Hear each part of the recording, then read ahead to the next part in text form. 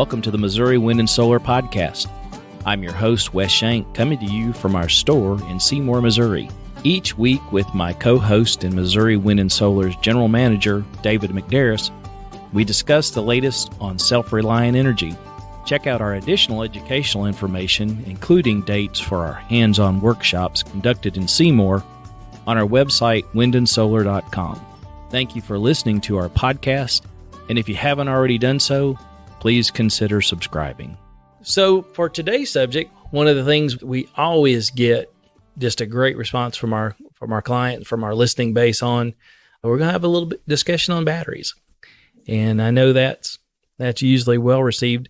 The question we're going to talk about today is, if lithiums are the best, why do we even have these other batteries that we offer from time to time? But before we get started with that, we want to just let everybody know we've got the workshops available, and they're now going to be over at our new store. If you haven't already heard about that, we're moving down the street just a little bit, and we've got a brand new location, or brand new to us.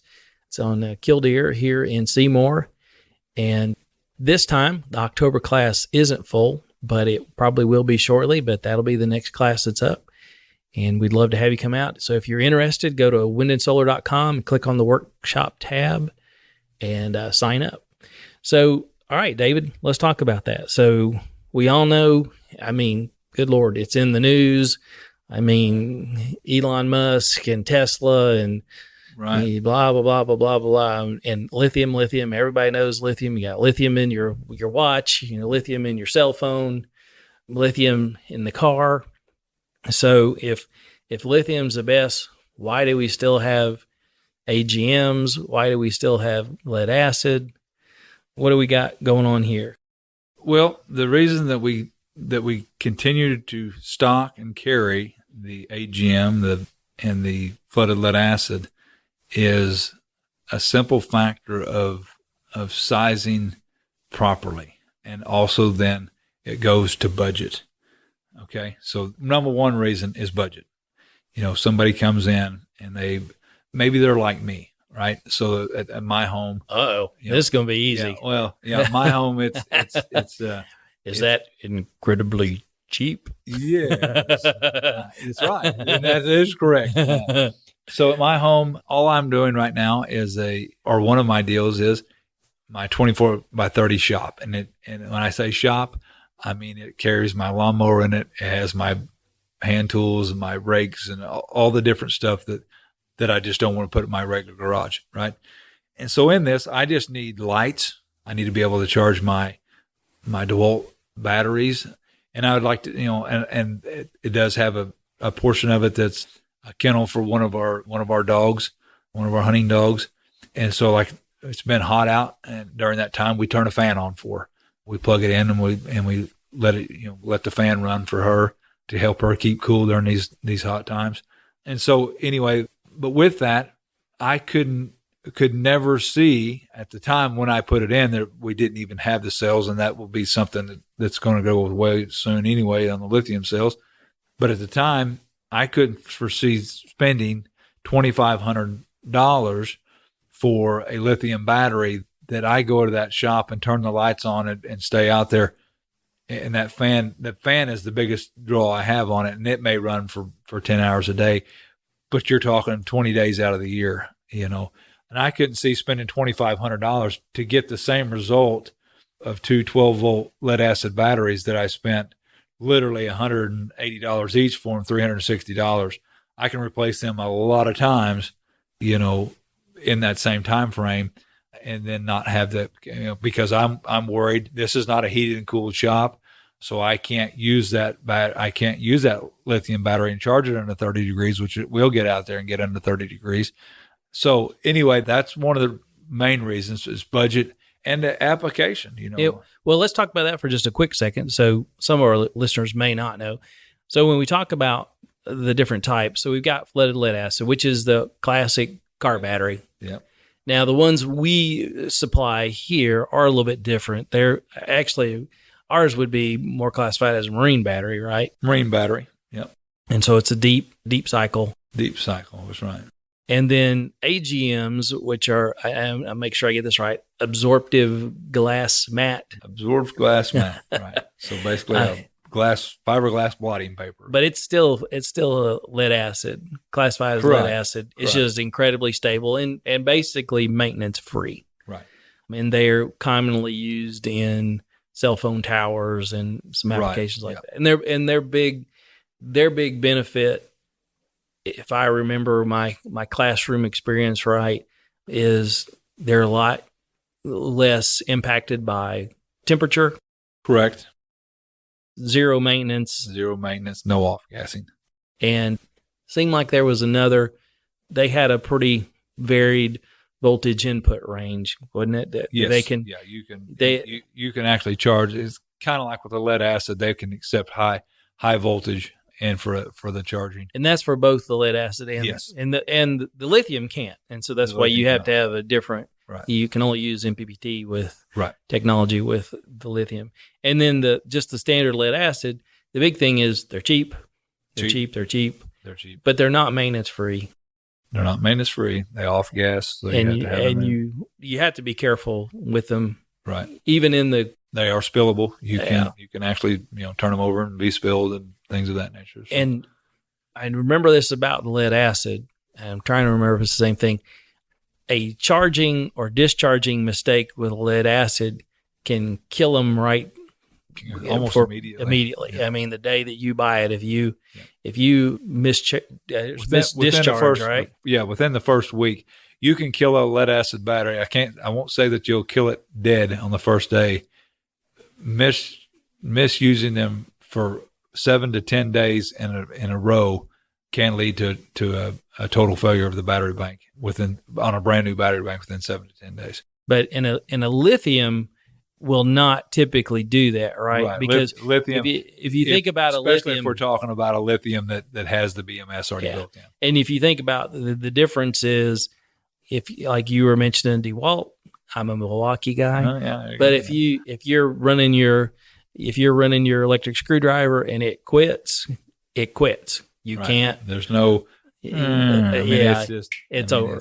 And that's the BMS kicking in and saying, we're done and we're not going to do any more. Right. And whereas if you had the old style or it had a more of a lead type battery, you could wait a little bit and it would again and wait a little bit longer again. So that's some of the differences there we're talking about. But again, going back to our discussion, so cost is always a big one, right? I mean, that's kind of on a list of 10, that's like 1 through 8. That's 1 through 8. Cost. But then really, and what's interesting, I don't know, did you see, so we're always looking for good new batteries. And I'll be the first one to say that, as we're always. I mean, battery technology is something we're always looking for. Well, I would say any technology, but particularly batteries one. And we're looking at a battery now, and I'm not going to say the name just yet because we're doing some investigation on it. And I don't know if you saw that where there was some discussion about that. Mm-hmm. That there is a lithium that we were looking at that has a built-in heater. Did you see that? I didn't see that one with a heater. No. Yeah. So one of the new batteries that we're looking at, interesting, has a heater built into it so that it takes care of that problem with it. Yeah, because on lithium, the reason that would be, if you didn't catch it earlier in the podcast, the reason that would be so crucial for it to have a heater built in, most people are like, what would you need a heater for a battery? Lithiums, here in August. Lithiums cannot be charged under 32 degrees. So and if you try, will it damage them? It will damage them. Okay. I mean, it will damage them to the point that it will ruin the battery. So you cannot charge them under 32 degrees. That's if it's in a heated and cooled home, you don't have to worry about that. Right. But if you got it out of shop, or a fence opener, or any number of outdoor applications, even like like we've got those little street lights that. Yeah. And we have tons of people build, our customer base is so broad that it's hard to narrow down say, well, this group of people, but we have a lot of people that use these in off-grid cabins that they don't go to on a daily basis. Right. Well, if they're wanting to use lithium, maybe they do stay there 3 months, so they do want a really good battery bank while they're there. but maybe they leave Wisconsin when it gets cold and they forget, or just they want to keep something running in there, right? But they know in that home or in that cabin, it's going to get well under 32 degrees in there. The lithium, either you have to have a battery like the one we're looking at with the heater, or you can't have lithium. You have to go to an AGM or a flooded lead acid. And flooded lead acid, I would be starting to get worried about. An AGM, not so much. An AGM, being as it's sealed, just through the charging, usually generates enough heat that you don't have any trouble with them. And flooded lead acid is pretty close to that, but they can, in extreme cold temperatures, they can't take the extreme cold like the AGM can. AGM can take up to negative 40 degrees, and most indoor facilities are not going to get negative 40. So then if it is negative 40 in your building, that's the least of your problems. And the upper limit of them, they can actually go up to about 170 degrees. So let's say you have these confined in a small space. They would almost last here in Missouri this month. Even so if you're in an uncontrolled environment, being it's not going to have any heat or cooling, and you're going to have extremes on both sides, which would be Missouri. I mean, we can have extremes on both sides. Would be AGM is still kind of where we're going to push to. Whereas if you're just in a simple, cheap, hey, I just want to get something small for my fencer. I just don't need a lot. It will be outdoor. I mean, it'll kind of be out. We may be pushing you toward lead acid. I mean, so we have a lot of questions of, if lithium's the best, why don't you just quote me the best? And there again, it's all because of what you're going to use it for, and then the budget. And really a lot of it comes back down to budget. We have a lot of people that will start out with a fairly large system and start out still in the flooded lead acid and say, okay, once I've got to get going, I've got to get heat and air in this facility, and or got to get at least some air in this facility and some water. I'll start saving my money again, but at least I can run for the next 3 to 5 years with this battery bank that you've given me, and that'll give me time to save up for my lithium bank. And so that's why we do that. I mean, we would love for you to buy lithium if it's in the right category, because we know that's going to give you the greatest longevity of the system overall. But there's definitely still the place for it. And at this point, I don't foresee that going away anytime soon unless the lithium was to fall on its face as far as costing, and it's not going to. As a matter of fact, it's trending up. So as lithium mines are being purchased all over the world, you can expect for the price not to go down. It will, as more and more people pull out of it. And unfortunately, as more foreign governments and foreign get their hands on the lithium, they're not going to release it to us for the same money that we were getting before. It's going to just go up in price. And so anyway, so that's why we choose, and that's why we stock multiple different battery chemistries, being AGM, flooded lead acid, and lithium as well. So, okay. All right. Anything else on that? Nope. All right. Well, as always, thanks for tuning in. We look forward to seeing you in Seymour and we'll workshop soon. Thanks a lot.